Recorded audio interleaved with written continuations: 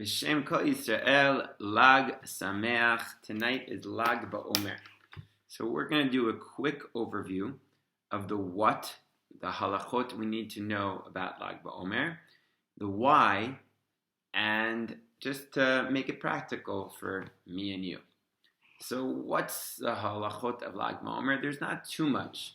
The Shulchan Aruch mentions that there is a universal custom not to say Tachanun on Lag Baomer and Mincha beforehand, because this is a happy day, and on happy days we don't say Tachanun. Some even have the custom on the morning of Lag Baomer not to say Tachanun. Chasidim. How do I know that? Because I daven with the Hasidic minyan. They're ones close to the mikveh, and they didn't say Tachanun this morning. So the joy is so much in the air. But some Hasidim in general aren't so strict about Tachanun, so it's hard to know. But certainly the mincha beforehand, no Tachanun. The other more prevalent customs that people know about is the custom to go up to the kever of Rabbi Shimon bar Yochai up in Meron, in the north of Israel, in the Galil. Thousands and thousands flocked there for this pilgrimage festival. I think the biggest pilgrimage of anything probably in Israel. This year, of course, it's not possible because of the situation, and that is definitely, in my opinion, correct that we shouldn't get together in such a crowded fashion as it normally is over there. But in general, the custom is to go up to Rabbi Shimon bar Yochai's grave and sing and dance at his kever. The third custom that many mention is to make a bonfire on Lag Baomer, and many people will be doing that in their own little courtyards, or just to light a candle if a bonfire is a little too out there for people, in honor of Lag Baomer. And of course, we sing and dance and play music even with instruments on the night of Lag Baomer. There's a difference in custom between Ashkenazim and Sephardim. Ashkenazim can already start getting haircuts and getting married if you want to get your wedding, starting tonight, I believe. And Sephardim, I believe, wait till the morning. Some wait till the morning of Lag Baomer, and some even wait until tomorrow to start getting haircuts and getting married, which we know during this time period we were pushing it off. And now I'm sure there'll be a lot of weddings here in Israel because the restrictions got, a little bit lighter. You can have 50 people at the wedding, so you don't just have to do a Zoom wedding. As you see, I probably need a good haircut, as my mom tells me. But the custom of the students of the Arizal is to wait to get the haircut until Erev Shavuos, if they cut their hair. Finally, there's a custom to bring children to get their payas cut after the third year, the chalakah, at Rabbi Shimon bar Yochai's kever. So what's this all about? What are we really celebrating on Lag Baomer? So 3 reasons are brought down by the Rishonim. The first is that we know the students of Rabbi Shimon of Rabbi Akiva were dying on Lag Baomer, throughout this time period, and they stopped dying, according to the Meiri and the Gemara in Yevamos Daf Sanach Bet, on Lag Baomer. And to celebrate that, the end of the plague, we celebrate. So please God, end the plague that we're all going through, and celebrating God's miracles in the past will hopefully bring more miracles. A second explanation brought down by the Kaf HaChaim is that this was the day that Rabbi Akiva gave smicha to his 5 students, amongst which was Rabbi Shimon. Rabbi Shimon was one of the 5 students of Rabbi Akiva who got smicha. And the idea was that though many of the students of Rabbi Akiva were wiped out, now the continuation of the Torah Shebaal Peh will happen starting on Lag Baomer. So Lag Baomer is the day of celebrating the Torah Shebaal Peh through Rabbi Akiva and Rabbi Shimon. And a third reason, of course, these reasons are not mutually exclusive, they actually work well together, is that this is the Hilula which means the day of passing of Rabbi Shimon bar Yochai. And that, of course, explains why so many go up to celebrate Rabbi Shimon bar Yochai. So let's focus in on this last answer. Seemingly, we would think that the passing of a great tzaddik would be a sad thing, right? So why would we celebrate when a big tzaddik passes away? Surely we'll miss him and all that he did for us. So the idea is that a hilula actually does not mean the passing. A hilula means a wedding. What does that mean? So when a tzaddik who's learning Torah, when anyone's learning Torah and doing mitzvahs with dveikus, they're kind of engaged to God. They're in a state of connection and dveikut with HaKadosh Baruch Hu. But the marriage is when they actually pass away from this world. Then the mechitzot of this world leave them, and their soul is able to reconnect with the Shekhinah, and all of the Torah that they learned, they're able to truly understand. And the great lights of their Torah is able to go out into the world. Their secrets go out into the world of their Torah. And that is why Hasidim celebrate the day of the death of a big tzaddik. And the Idda Rabbah talks about how this is the day when the Torah of Rabbi Shimon spread out to the world, and a great fire burst out, and a great light spread out to the world. And so what we're doing by celebrating Rabbi Shimon bar Yochai is really we're celebrating his Torah. And we know that Rabbi Shimon bar Yochai it's attributed to him, the Zohar. He was the one who spent 12 years just learning day and night in the cave. And he brought down the mystical side of Torah. The Torah that is on the surface, you won't understand it.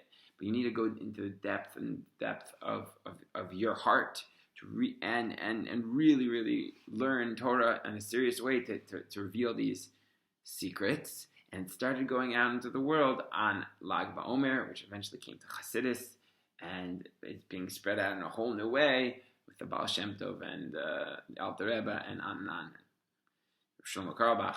So we're celebrating the light of the Torah that Rabbi Shimon spread out to the world, and we're celebrating the fact that there's so much more and so much depth and so much beyond more than the surface layer of the Torah.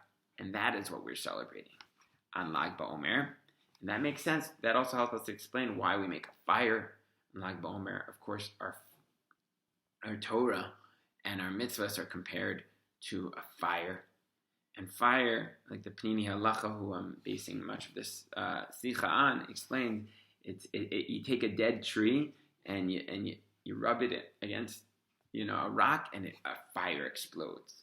So that's the soul of a Jew. When you learn Torah, when you ignite yourself with the Torah, when you in a serious type of way, you take like a dead feeling and you burst alive with the fire of dveikos, of attachment to God. And that's the idea behind, or one of the ideas, of course, there are many ideas behind the fire that we burn in honor of Rabbi Shimon bar Yochai. There are many, many miracle stories which are told about Rabbi Shimon bar Yochai and his grave in Meron. Many people who were pregnant for years and years and years, and they prayed in the schos of Rabbi Shimon bar Yochai, and they were able to give birth.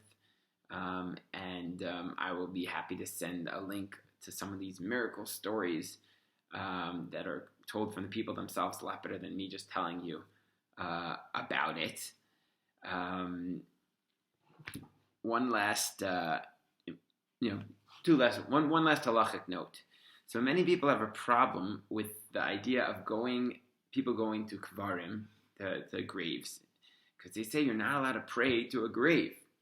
Indeed, they are right. The Torah makes it very clear that you're not supposed to do doyer shmeitim. You're not supposed to pray to dead people. It's an explicit verse in the Torah, and going to the kever, many people say it looks like you're praying to the tzaddik. It's true. It's true. That's why many poskim explain that what we're doing is we're praying to God, but we're going to a holy place in order to connect to the energy, the special energy which came out of that place. I'll tell you a personal story. This summer, somehow I found myself on a Kivrei Tzadikim trip in Europe, going to visit the graves of tzaddikim like Rabbi Nachman, and I was on the way to the Alter Rebbe in Hadich. And the truth is, I still have not worked out within myself whether I'm a rationalist or a Kabbalist Jew. Do I really believe in this whole thing of going to the grave of a tzaddik? But when in Berdichev, when in Uman, you got to do like Uman. So on the way there, we're on the bus, and me and some friends, I said, let's learn some Tanya, because we're going to visit the Alter Rebbe. And I opened up that day's daily Tanya, and I was talking about the Indian of going to the grave of a tzaddik. The same day I was struggling with that issue is exactly what came out. So the Torah that I learned that day is basically the Alter Rebbe saying that when a tzaddik dies, his soul has reached such an elevated place that a part of his soul remains in that place of his kever. And so we're connecting ourselves to that, to his energy and to his light. And that's why there is a special idea of praying in the place of a tzaddik, of connecting to what he represented. But again, praying to God, not praying to the person itself. Be very careful about that.